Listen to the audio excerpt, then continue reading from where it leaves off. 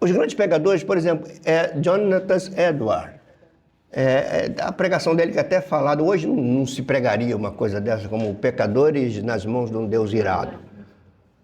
Sabe como é que o Jonathan, ele enxergava pouco, ele pregava assim, ó, com a cabeça pro texto assim, lendo, nem direito ele olhava para a plateia, e lendo. Enquanto ele estava lendo aquilo tudo, as pessoas estavam chorando, quebrando, se ajoelhando. Talvez hoje esse tipo de pregação, aquela pregação dele, tem um livro só sobre isso. É um contexto diferente, né? Um contexto social diferente. Talvez não se aplique hoje. A maneira de se expor a mesma verdade que ele expôs naquela época, talvez seja de maneira diferente. Quais são os pressupostos da reforma com relação à escritura? Esse aqui é o ponto. Você vai lidar com hermenêutica, o que a escritura é para você. É isso. O que a escritura é para mim? O que a escritura era para o movimento da reforma? Como que eles tiveram que lidar com a escritura? Por que eles fizeram isso? A Igreja Católica, como que ela lidava com a escritura? A Igreja Católica Romana, sobretudo na segunda metade da Idade Média, a Igreja Católica se colocou com a prerrogativa da autoridade, tal como da Escritura. A Escritura e a Igreja tinham a mesma autoridade e depois a própria Igreja tinha mais autoridade que a Escritura. Por quê? Por exemplo, como é que a instituição vai fazer os seus fiéis crerem no purgatório se não tem purgatório na Escritura? Como fazer acreditar nisso? É quando os papas ou a própria igreja se colocava com a prerrogativa da revelação. Tal como a Escritura fala a verdade, a igreja também fala a verdade. Nesse período da história, a verdade estava na instituição, não estava nem na Escritura. A Escritura julgava, a instituição julgava a Escritura. Então você pega lá, você vai ensinar uma doutrina que é a seguinte: Tunico morreu. E outra coisa, quem determinava se Tunico foi para o céu ou não era a igreja.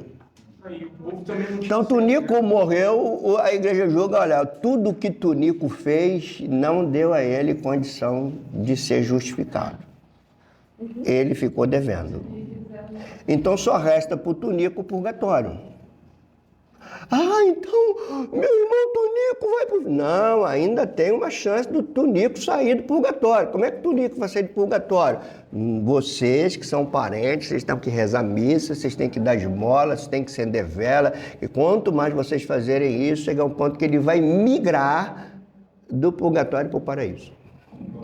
Como vai acreditar num negócio desse, gente? Não, tem gente que acredita. Ser salvo por obras já é uma contradição com o ensino apostólico. Agora, ser salvo com obra dos outros... Não é nem a sua, né? O morto é salvo pelas obras dos que ficaram vivos. Como acreditar nisso? A única maneira não é só a Escritura que dita a verdade, é a igreja.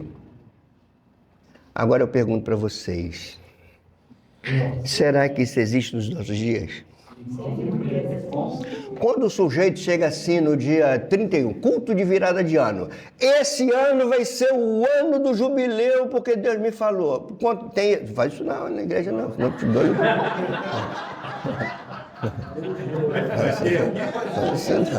Faz isso não. Esse ano é o ano que ele está trazendo para si a prerrogativa da revelação. O povo que saiu de casa vai tudo acreditar nele. Por isso, irmãos, olha, é claro que deve ter exceções, mas estou falando em linhas gerais. As igrejas de liderança intitulada apostólica são as igrejas que normalmente têm suas próprias doutrinas. E são dirigidas por aquilo que o tal apóstolo diz, mesmo que aquilo que ele diz não esteja alinhado com a Escritura. Isso é comum, então tenham cuidado. O cara lá na frente, com um título de pastor, com o microfone na mão, com carisma considerado, ele pode botar uma massa toda a acreditar naquilo que nunca existiu. Cuidado, tenham cuidado com isso. Pastor, nessa época que o senhor fala aí das indulgências aí, né? O povo também não tinha acesso liberado à palavra também. Não, só o sacerdócio. Só o sacerdócio. A Bíblia era em latim. Inclusive, uma das causas que levou John Wycliffe a ser excomungado foi o desejo dele de traduzir a Bíblia para o inglês. Depois os pré-reformadores foram trazendo a Bíblia no vernáculo do povo. Lutero, quando foi exilado no castelo, ele traduziu para o alemão. Né? Isso é o que a gente fala agora. Mas depois de ele ter sido excomungado, né? Ele foi chamado a se retratar na dieta de Worms. E aí ele diz, não tenho que me retratar. Dieta não tem a ver com comida não, tá, gente? Dieta era uma espécie de concílio que se reunia, alguém era chamado para se retratar, ele foi chamado para se retratar das suas heresias. Ele falou assim, não tenho nada que me retratar. Se eu tivesse errado, eu falaria que estava errado, mas eu não estou errado. Então, aí a frase dele célebre é, a minha consciência está cativa à verdade. Que Deus me ajude. E aí ele é excomungado. Ele só não foi morto porque ele foi raptado. Raptado ele foi raptado, tiraram ele, porque ele era morto. Porque o cara que era excomungado, considerado herege, ele tinha pena de morte. Mas o John Hus não tem. John Hus que veio depois de John Wycliffe, por exemplo, antes de Lutero, ele morreu. Morreu queimado. E quando ele morreu queimado, John Wycliffe, que já tinha sido morto, mas não tinha sido queimado, foi desenterrado para ser queimado. Esse é o poder da instituição. Mas esse rei que era protetor, meio que protetor do... Tem vários deles. Esperto, né? Ele é rei Carlos V foi um deles, o rei Felipe foi outro. Qual é o sentido da cremação? Qual é o sentido da cremação para ele? No sentido de queimar? Não, naquele tempo não sei se discutia. Não é cremação, ali era pena de morte. Se tivesse... Não é cremação como você vê hoje, não. É morrer queimado, é micro-ondas. Micro-ondas da Idade Média. Assim, no caso, quando eu filme, eu pensei assim, que queimando na mente dele, assim, acabar com a... Não, queimar era punição, morrer queimado na fogueira. A punição só. Era punição. Vamos lá. O que a reforma vai entender a Bíblia? Primeiro, inspiração. E essa é a mais importante de todas as doutrinas. É a doutrina da inspiração da Escritura. Se você derruba essa doutrina, você derruba o restante. Porque toda a nossa compreensão vem de você crer que a Bíblia é totalmente inspirada. Então, se ela não é inspirada, por exemplo, qual a compreensão que você vai ter de Cristo? Como é que você vai ter a tua cristologia correta se a Bíblia para você não é inspirada? Então, Cristo pode ser o que eu acho que ele tenha que ser. Isso aí é a palavra aqui que Paulo fala a Timóteo, né? Toda a Escritura é inspirada. E a palavra aqui é muito interessante, já falei para você, mas vou repetir. Essa palavra tem a ver com soprada. Ela é soprada pelo próprio Deus, pelo próprio Espírito, pelo ruach, soprado. E o termo grego aqui é theopneustos, que significa soprado. É uma raiz, é uma expressão grega que tem raiz lá em Gênesis, quando diz que Deus soprou o fôlego da vida e o homem se tornou alma vivente. Então, esse soprar, toda a Escritura é inspirada, não é o autor inspirado, é a Escritura, é o texto, é o que dá vida à Escritura, é de fato a palavra de Deus direta a nós. Então, quando você canta assim, do crente ao ateu, ninguém explica Deus. Pode ser bonitinho, mas tá errado. Bonitinho, chora e tudo, levanta a mãozinha assim, igual tá no show, né? Do crente, o primeiro que você está se comparando a um ateu.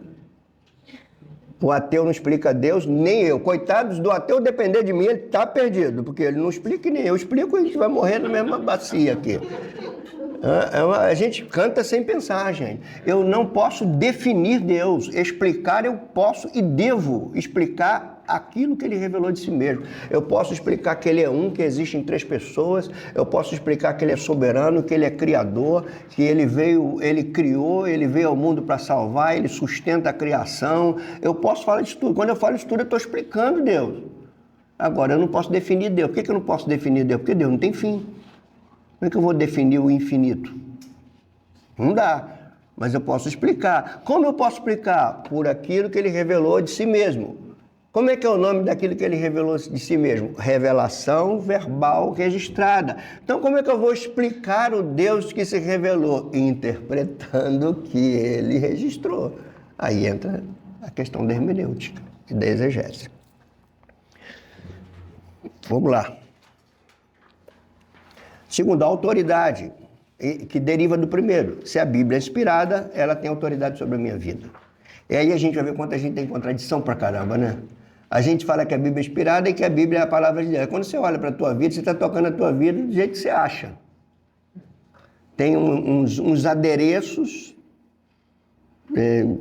evangélicos, religiosos, mas tua vida você toca do teu jeito. A gente vive uma crise de fé muito grande, né, hoje, irmãos, dentro do evangelicalismo brasileiro. Por ser inspirada por Deus, a Escritura tem toda a autoridade. Negar isso é negar a Deus, contradizer esse princípio é contradizer o próprio Deus, porque ela é a palavra de Deus. Trata-se de um atributo que faz da Bíblia um livro a ser obedecido. Aí que está o ponto, gente. Todo mundo gosta de estudar, né? Vocês estão aqui por quê? Caramba, estudar, esse assunto é legal. Se nós não tivermos um princípio de nos submetermos aos imperativos da Escritura, a gente pode estar construindo um estereótipo evangélico totalmente deturpado da realidade bíblica. Isso é totalmente possível, viu, gente? Totalmente possível. A Escritura, por exemplo, vamos lembrar aqui de alguns textos, né? Justificados, pois, pela fé, temos paz com Deus. Romanos 5:1. Como é que eu interpreto isso? Você vai chegar a alguma interpretação mais ou menos óbvia, né? A justificação ocorre por eu ter crido. Justificados, pois, pela fé. O que significa ser justificado? Por que Paulo usa essa expressão aqui? Justificação não é uma expressão usada por Pedro. Paulo usa, porque ele está tirando essa expressão do mundo romano. Para dizer a verdade, essa expressão tem uma conotação forense, do direito. Ele está falando de uma absolvição. Uma vez eu conversando com um aluno, ele falou assim, pai, o pastor me ajuda, porque o meu pastor não está entendendo não, cara, que eu fui falar sobre regeneração. Ele falou, regeneração não tem nada a ver com nova vida não, regeneração é o cara que estava bebendo lá e se regenerou, agora não bebe mais. Então o cara entende isso, não entende como regeneração um novo gênio, uma nova vida, uma nova criação que a gente tem. Então, voltando para Romanos 5:1, ó, como é que tem implicações. Você tá lendo a palavra, esse aqui é a palavra de Deus. Justificados, pois, pela fé, eu tenho paz com Deus. Que paz é essa? Quando Paulo diz assim, seja a paz de Cristo o árbitro no vosso coração. De que paz Paulo está falando? Como que a gente lida com essa interpretação? A gente tem a gente corre o perigo de interpretar paz como essa serenidade interior. É justificado depois, agora eu tô com paz no meu coração. Não sei, tem muita aflição ainda. Essa paz não significa paz, a paz de Deus. Tem a ver paz com Deus. Justificados, pois, pela fé, tem a paz com Deus. Significa paz é fim da guerra. A paz ali é reconciliação. Uma vez que vocês foram absolvidos, agora vocês são reconciliados. Vocês têm paz com aquele que vocês eram inimigos. Qual a implicação disso? Como é que eu interpreto esse texto e vejo nele autoridade sobre a minha vida? Se eu estou entendendo que a justificação me reconciliou com Deus e eu não desenvolvo vida devocional com Ele, essa teologia é morta. Ela não tem sentido, ela não tem autoridade sobre a tua vida. É aí que entra a soberba, que às vezes nós queremos aprender só para ficar falando para os outros, para dar aula, para isso, para isso, para isso. Como é que eu creio que pela fé eu sou reconciliado com Deus e não entro para o meu quarto para falar com Ele em secreto, coisa que eu não podia antes e agora eu posso porque eu fui reconciliado? Então, se eu não tenho vida devocional, eu posso até entender corretamente o texto, mas o texto não exerceu autoridade sobre a minha vida. Essa autoridade quando você começa a viver conforme. Sim. Porque a palavra teologia é o conhecimento de Deus.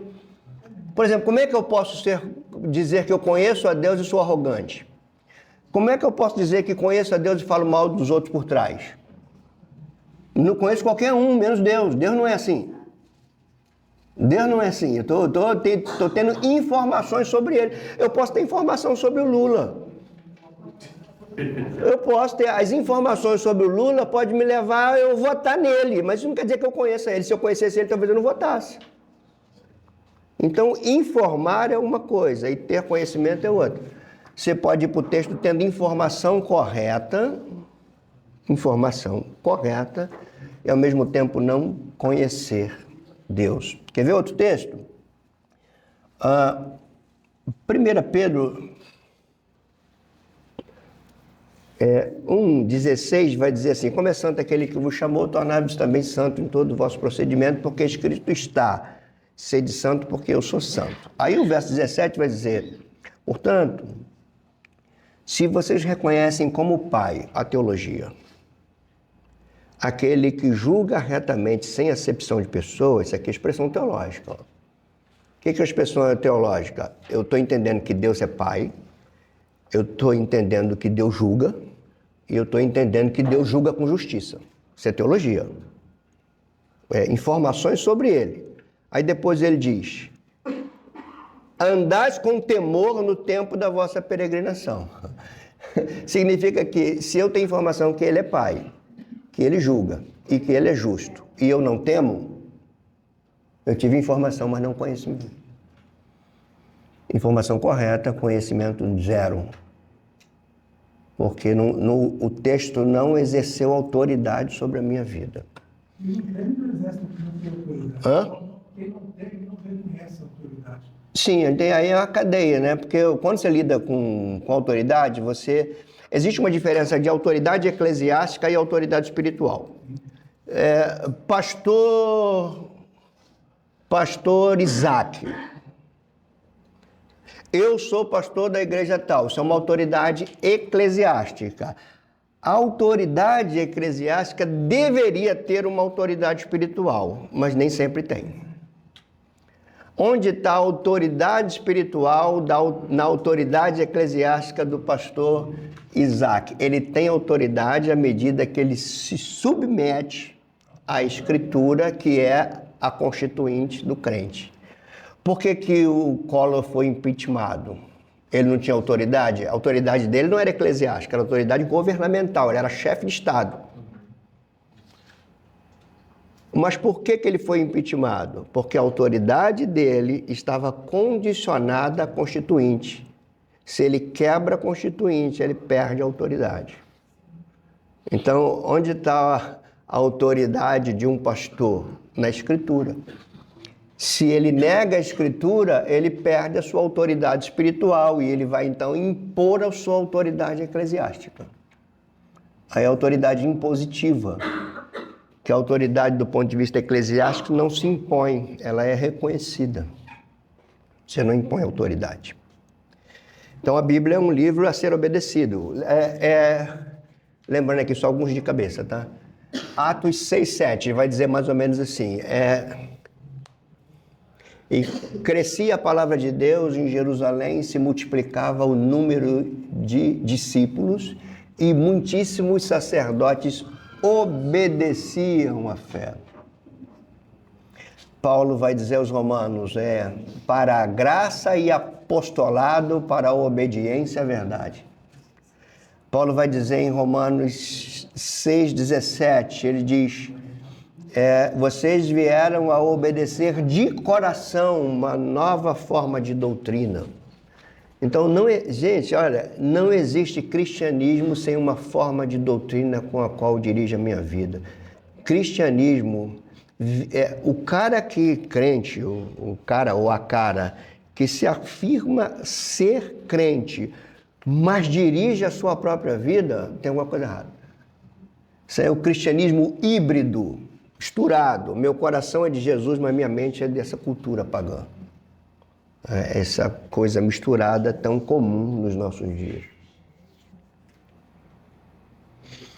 Outra coisa da Escritura é clareza. Aí, meu irmão, somos indesculpáveis, tá? Porque a Bíblia é clara. Quando ele diz assim, ó, aquele que mentia não mente mais. Não vai pedir para Deus te revelar, não. Tá ali, pô. Tá ali. Aquele que mentia, o que tem que fazer? Não mente mais. Eu me lembro uma vez, já falei isso para você, vou falar de novo, que eu gosto de repetir as coisas. Eu fui orar na casa de uma pessoa, já vi a gente que tem uma veia meio pentecostal, a gente tem umas coisas esquisitas, né, às vezes. Eu fui orar, acabei de orar lá na família, e a senhora falou assim,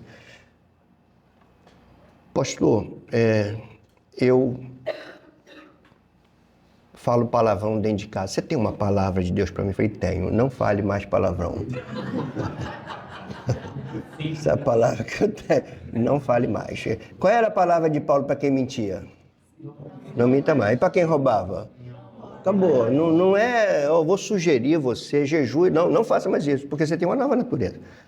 Isso aí é a relação da teologia. Ó. Ele te deu uma nova natureza, como é que não pode? Como é que se associa isso a Gálatas 6,14? O pecado não terá domínio sobre vós, porque vocês estão debaixo da graça. Ele tinha domínio quando vocês estavam debaixo da lei, porque a lei exigia, mas não te dava condição para vencer.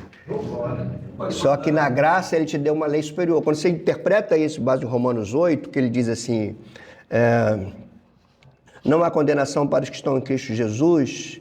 E depois ele vai dizer assim, porque a lei do Espírito da vida te libertou da lei do pecado e da morte. Porque aquilo que era impossível à lei, porque estava enferma pelo pecado, isso fez Deus enviar no seu Filho, para que na carne do seu Filho ele condenasse o pecado que está em ti e que você agora, que em ti se cumprisse as justas exigências da lei de Deus.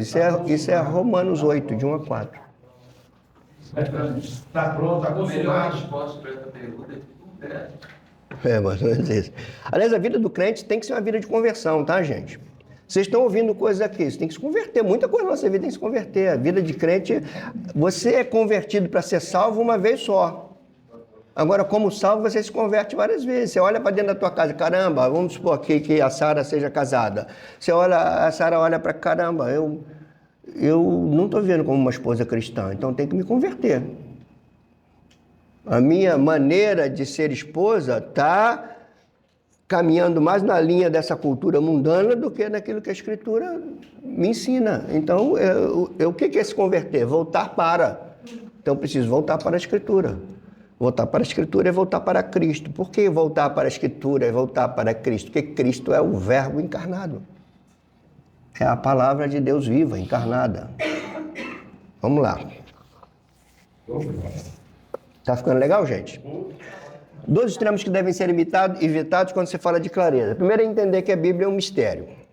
E tem muita gente nisso, né, gente? Tem um mistério. Estava gravando lá uns videozinhos com o Alex, e eu me lembro que uma das coisas... você está lendo a Bíblia? Tô. Você tem dúvida? Não. Então você não está lendo a Bíblia. Se você ler a Bíblia, você vai ter dúvida. Então, o que você tem que evitar? Dizendo que a Bíblia é um mistério, um enigma que só pode ser interpretado por especialistas. Então, eu não consigo interpretar. Você precisa de um especialista para falar assim,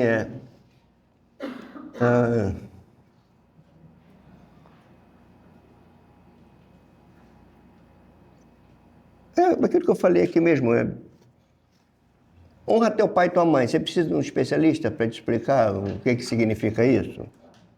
Agora, quando ele diz assim, crê no Senhor Jesus, será salvo em tua casa. Será que você precisa de alguma coisa mais para interpretar isso? Será que pela minha fé a Tânia é salva? Crê no Senhor Jesus, será salvo tu e a tua casa. Será que pela minha fé a Tânia é salva? Era isso que Paulo está dizendo. Isso é uma palavra circunstancial ou uma palavra eterna? Ela é uma palavra circunstancial normativa ou circunstancial descritiva.